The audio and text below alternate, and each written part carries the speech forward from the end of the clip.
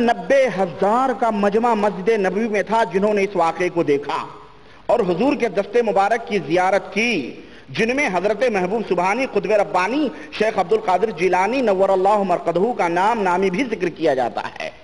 دیکھ رہے ہیں آپ، وہ ہاتھ نہ ہوا کوئی منارہ ہوا۔ 90,000 تو آج بھی مسجد نبوی کے اس مقام پر نہیں آ سکتے ہیں جو مقام موجودہ دور میں موجود ہے۔ چہ جائے کہ پورا صحن لے لیا جائے، 90,000 کہاں سے آئیں گے جناب عالی؟ لیکن یہ عقیدہ بتلایا جا رہا ہے کہ نبی کریم صلی اللہ علیہ وسلم باقاعدہ دست مبارک، اور یہی پہ آگے چل کر کے فضائل درود میں ایک اور واقعہ نقل کیا ہے انہوں نے، مختصر یہ کہ مولانا جامی کا انہوں نے شعر لکھا ہوا تھا اور سوچا کہ میں چل فارسی میں ز مہجوری برآمد جان عالم ترحم یا نبی اللہ ترحم، یہ پورا فارسی کے اشعار ہیں ان کے کہ میری جان آپ کی جدائی میں برباد ہو رہی ہے، میں خراب حال ہو چکا ہوں، اے اللہ کے نبی میرے اوپر رحم فرمائیے، اے اللہ کے نبی میرے اوپر رحم فرمائیے۔ کہتے ہیں یہ شعر اور پوری نظم بنائی تھی، آئے حج کرنے اور مدینہ آنے کے لیے تیار ہوئے تو نبی صلی اللہ علیہ وسلم نے مکے کے گورنر کو خواب میں دکھایا کہ دیکھنا میرا ایک امتی جس کا نام فلاں فلاں ہے وہ میرے پاس آنا چاہتا ہے میرے پاس سلام کرنے کے لیے، اگر وہ میرے پاس آ گیا تو میرا ہاتھ نکل آئے گا اس کے سلام مصافحے کے لیے تو فتنہ پیدا ہوگا۔ کیا ہوگا؟ فتنہ پیدا ہوگا۔ چنانچہ بہرحال اس کو بند کر دیا گیا، کسی طرح سے اس کو روک دیا گیا۔ سوال یہ پیدا ہوتا ہے سید رفاعی عام مصر سے ان کو نبی صلی اللہ علیہ وسلم نہ دیکھ پامیں، اور حضرت ملا جامی فارس سے آئیں، ایران سے آئیں اور باقاعدہ ان کو حضور صلی اللہ علیہ وسلم ہر جگہ قدم قدم پہ نظر رکھے ہوئے ہیں، اور یہاں تک کہ بادشاہ نے جب اس کو جیل میں ان کو بند کر دیا تو حضور نے پھر خواب دکھایا کہ دیکھنا وہ کوئی مجرم نہیں ہے، اس کو سزا وزا نہیں دینا۔ کیا سید رفاعی مصر سے ویزا لے کے آ رہے تھے نبی صلی اللہ علیہ وسلم سے انٹری؟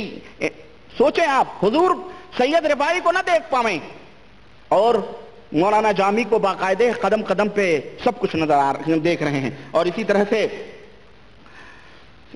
سے 139 صفحہ اور چھوڑیں، یہ فضائل صدقات آپ اٹھائیں، 476 صفحہ فضائل صدقات میں آپ کو کھول کر کے، اور یہی نہیں 480 صفحے میں ایک ایمان اور عقیدے کا اور ننگا ناچ دیکھیے، علماء دیوبند کا یہ عقیدہ ملاحظہ کیجئے۔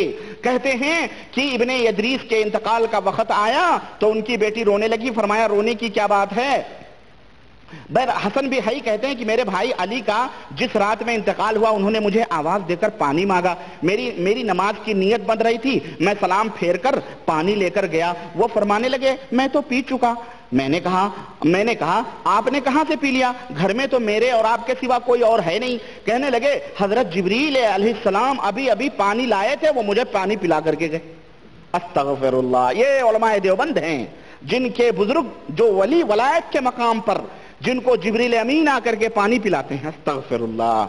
جبریل امین حضرت عثمان غنی پیاسے شہید کر دیے جائیں، سینے پہ سوار ہو کے ظالم ان کو ختم کر دیں، قتل کر دیں، شہید کر دیں، جبریل امین انہیں پانی پلانے نہ آئیں، نبی کا نواسہ میدان کربلا میں پیاسوں شہید ہو جائے، جبریل امین پانی لے کر کے نہ آئیں، اور یہ اس تبلیغی جماعت اور علماء دیوبند کے بزرگ ہیں جنہیں جبریل باقاعدہ آ کے گھر میں پانی پلا کے جاتے ہیں۔ اور اس سے بھی بڑھ کر کے ننگا ناچ ایمان اور عقیدے کا دیکھیں جو علماء دیوبند کا عقیدہ ہے، یہ تو جبریل تھے۔ اور سنو، کہتے ہیں کہ حضرت عبداللہ بن موسیٰ کہتے ہیں کہ علی بن صالح کا انتقال ہوا، میں سفر میں گیا ہوا تھا، سفر سے واپس آیا، بھائی حسن بن صالح کے پاس تعزیت کے لے گیا، مجھے وہاں جا کر رونا آ گیا۔ وہ کہنے لگے رونے سے پہلے ان کے انتقال کی کیفیت سنو، کیسے لطف کی ہے۔ جب ان پر نزا کی تکلیف شروع ہوئی تو مجھ سے پانی مانگا، میں پانی لے کر گیا، کہنے لگے میں نے تو پی لیا۔ میں نے پوچھا کس نے پلایا؟ کہنے لگے حضور اقدس صلی اللہ علیہ وسلم فرشتوں کی بہت ساری صفوں کے ساتھ تشریف لائے تھے اور مجھے پانی پلا دیا ہے۔ استغفر اللہ۔ اب یہاں بھی وہی عثمان غنی، ایک دیوار کا فاصلہ ہے، نبی کریم صلی اللہ علیہ وسلم کی وفات ہو چکی ہے، عثمان غنی خلیفہ ہیں تیسرے، پیاسے حضرت ام المومنین پانی لے کر کے جا رہی ہیں، ظالموں نے اونٹ کے پیر کاٹ دیے تاکہ پانی عثمان تک نہ پہنچے۔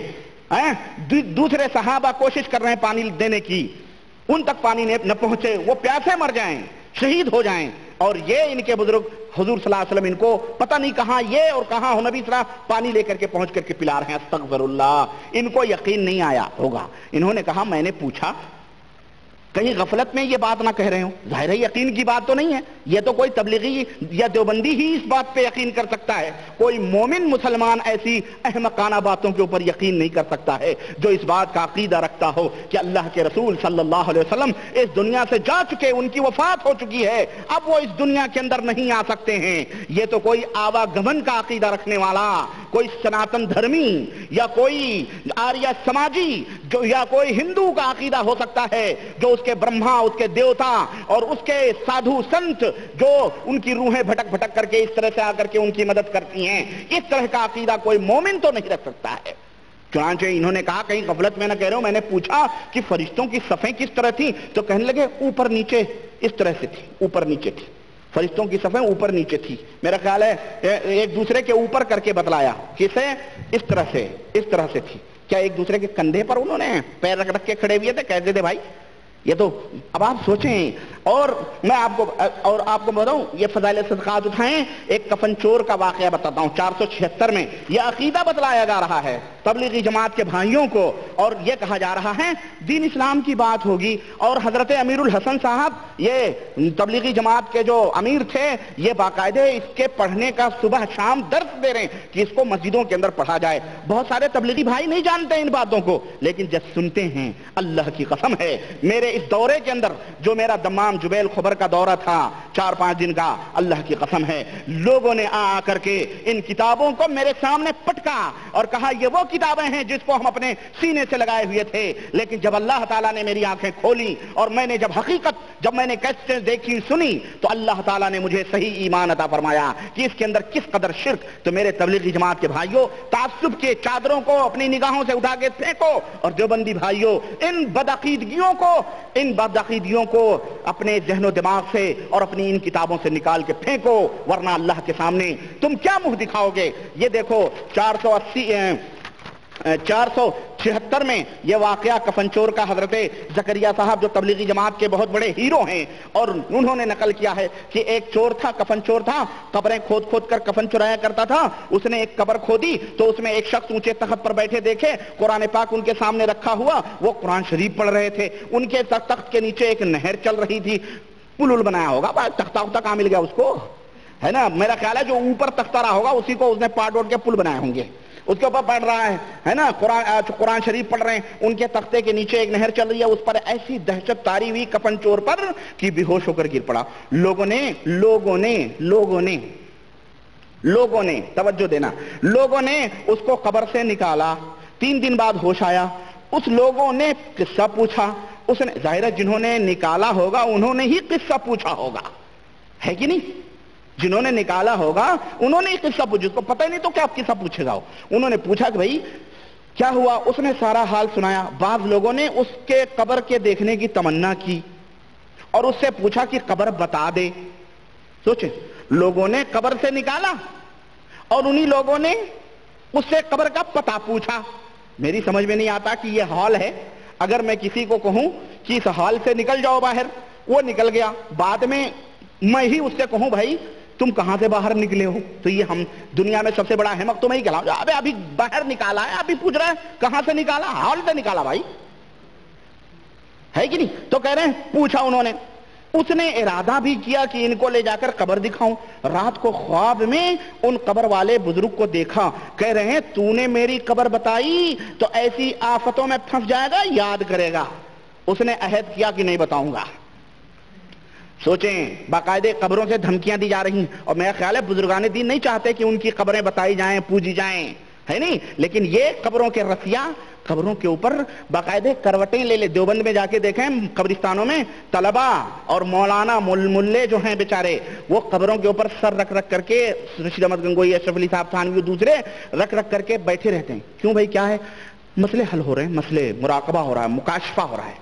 ہاں باقاعدہ اللہ کی قسم۔ اور یہی نہیں، کیوں ان کے ہاں یہ عقیدہ ہے کہ ان کے بزرگ مرتے نہیں ہیں، ان کے بزرگ مرتے نہیں ہیں، یہ زندہ رہتے ہیں۔ چنانچہ دیکھیے کتنے بدعقیدگیوں کے مظاہرے کیے گئے ہیں۔ شیخ ابو یعقوب اور کوئی یہ نہ کہے کہ یہ ربانی اپنی کتابیں اپنے گھر سے لایا ہے، میں نے ایڈریس بتائے ہوئے ہیں، یہ ایڈریس وہ ہیں جو یہ سہارنپور مظاہر العلوم جامع مسجد دلی اردو بازار باقاعدہ موجود ہے، جا کے دیکھو۔ اور جملہ حقوق کتابت بحق پبلشر کاپی رائٹ ایکٹ 1957 محفوظ ہیں باقاعدہ جناب عالی۔ کہتے ہیں شیخ ابو یعقوب سنوسی کہتے ہیں میرے پاس ایک مرید آیا، کہنے لگا میں کل کو ظہر کے وقت مر جاؤں گا۔ اللہ اکبر، پتا ہو رہا ہے سب کچھ، کب مریں گے، کتنے بجے، کتنے منٹ پہ، کتنے ٹائم، سب کچھ مریں گے۔ دوسرے دن ظہر کے وقت مسجد حرام میں آیا، طواف کیا، تھوڑی دور جا کر مر گیا۔ میں نے اس کو غسل دیا، دفن کیا۔ جب میں نے اس کو قبر میں رکھا تو اس نے آنکھیں کھول دی۔ اللہ اکبر، دیکھیں، یہ دیکھیں آنکھیں۔ تبلیغی جماعت کے بھائیوں، یہ آپ کی آنکھیں کب کھلیں گی؟ یہ تو مردے قبروں میں پہنچ کے آنکھیں کھول دیتے ہیں، آپ دنیا میں کم کھول لو۔ اللہ کے بندو، مجھے قتل کی دھمکیاں دے رہے ہیں، مجھے قتل کی دھمکیاں دی جا رہی ہیں، اور کون؟ بریلوی نہیں، یہ ہمارے تبلیغی جماعت کے دوست احباب ہیں باقاعدے کہ اگر تو اپنے ماں کا اور باپ کا جائز بیٹا ہوگا تو یہ بتائے گا کہ تو کب ایئرپورٹ پر انڈیا اترے گا، پھر میں تجھ سے نپٹوں گا۔ ہاں، یعنی یہی حل ہے اس کا۔ میرے بھائیوں، میرا ایک خون گرا کے تم کیا پاؤ گے؟ ارے میری گردن کاٹ دو گے، بھائی یہی نا؟ کیوں میری بے گناہ کی گردن کاٹو گے؟ اس کا بھی جرم تمہارے سر پہ آئے گا۔ اور میری گردن کاٹ کے تم کو کیا ملے گا؟ کیا یہ کتاب؟ بجائے اس کے کہ اس کتاب کو نیست و نابود کرو، تم اس کتاب کے پڑھنے والے اور اس کے قلعی کھولنے والوں کو نیست و نابود کرو گے۔ ایک ربانی مارو گے، ہزاروں ربانی پیدا ہوں گے، ہزاروں حق کو بلند کرنے والے اس کائنات میں پیدا ہوں گے، اور قیامت کی صبح تک پیدا ہوتے رہیں گے، جو تمہیں اور اس کتاب کے لکھنے والے کو چوراہے پہ ننگا کرتے رہیں گے، دنیا کے سامنے کھول کھول کے بیان کریں گے۔ تکلیف کیوں ہوتی ہے؟ میں اپنی طرف سے تو کچھ نہیں کہتا، یہ کتابوں میں لکھی ہوئی عبارتیں ہیں جو قرآن و حدیث سے سراسر ٹکرا رہی ہیں، میرا اس میں کیا جرم ہے؟ کہتے ہیں کہ اس نے آنکھیں کھول دی۔ میں نے کہا مرنے کے بعد بھی زندگی ہے؟ یہ ولی اللہ تھے، ان کو پتہ نہیں تھا مرنے کے بعد زندگی ہے۔ گرو رہ گئے، چیلا شکر ہو گئے۔ کہنے لگے مرنے کے بعد بھی زندگی ہے؟ کہنے لگا میں زندہ ہوں اور اللہ کا ہر عاشق زندہ رہتا ہے۔ سنیے، اور ایک بزرگ اور وہی نمبر 2 واقعہ، ایک بزرگ کہتے ہیں میں نے ایک مرید کو غسل دیا، اس نے میرا انگوٹھا پکڑ لیا۔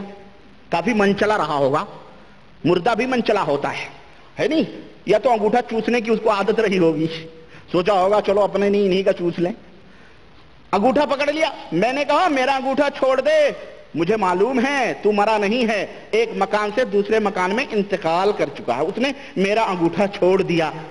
سنتے بھی ہیں، سمجھتے بھی ہیں ان کے مردے، اور یہ زندہ درگور کرتے ہیں۔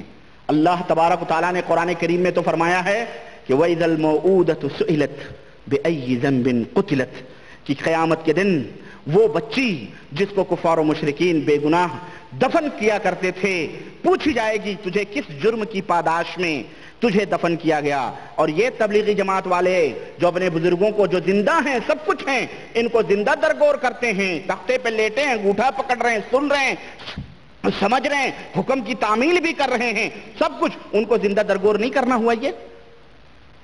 اللہ اکبر۔ سنیں ایک اور قصہ 3 نمبر کا، کہتے ہیں مشہور بزرگ شیخ ابن جلا ہیں، وہ فرماتے ہیں جب میرے والد کا انتقال ہوا اور ان کو نہلانے کے لیے تختے پر رکھا تو وہ ہنسنے لگے۔ میرا خیال ہے گدگدی لگائی ہوگی نہلانے والوں نے، اب یہی ہوا ہوگا، ہنسنے لگے۔ ہاں، نہلانے والے چھوڑ کر چل دیے، کسی کی ہمت ان کو نہلانے کی نہ پڑی۔ ایک بزرگ ان کے دوست آئے اور انہوں نے غسل دیا، انہوں نے اس کو غسل دیا، اور کہتے ہیں کہ اس طرح کے واقعات بہت موجود ہیں۔